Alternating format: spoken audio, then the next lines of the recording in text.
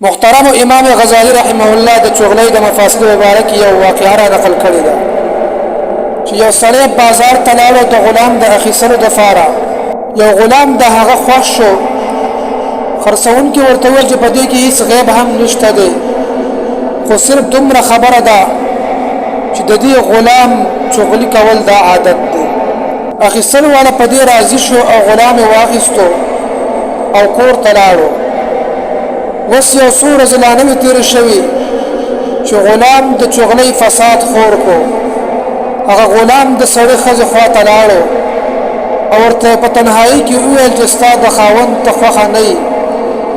اوس هغه د یوې ښځې ساتلو اراده لري، لهذا هر کله چې هغه کور ته راشي نو په چاړه باندې د هغه د ګیرې ویښته رادرې کړه او مال یې راوړه چې زه په هغه باندې جادو وکړم چې ستاسو د دواړو په منځ کې محبت پیدا شي.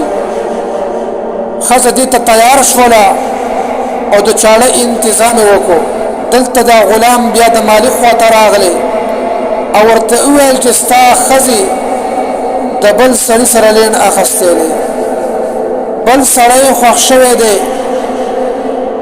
او ماښام چې کله اوده کېږي خیال کوه دغه ښځه به تا خوا راځي او تا به حلالوي، ستا د حلالولو کوشش به کوي، لهذا بیدار اوسه.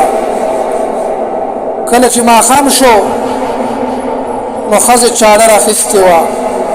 سړي چې دا ښځه ولیدله، چونکې د غلام خبره د هغه په ذهن کې پرته وه، نو خپله ښځه یې سمدستي چې کوم دی هغه مړه تلله. ان تر دې چې بیا د ښځې خاندان راولګېدو او دغه سړی هغه قتل کو. خبره ډېره مخکې لاړله عزتمندو. نو عزتمندو د خبرې مقصد دا دی چې غیبت او چغلي کول دا ډېره خطرناکه بیماري ده. دا په معاشره کې فساد پیدا کوي، د معاشرین د فساد میدان جوړوي.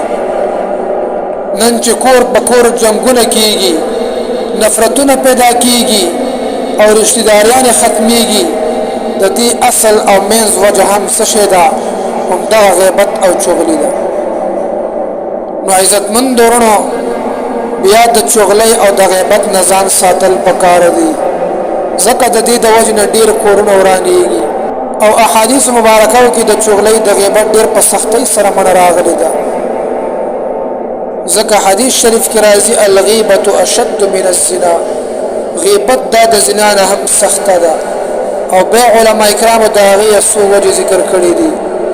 ځکه چې کوم دی غیبت دا د زنا نه ډېره سخته ده، ځکه په غیبت کې د مسلمان ورور حق هغه ضایع کېږي او هر څه معاف کېږي، لیکن د مسلمان ورور حق هغه نه معاف کېږي.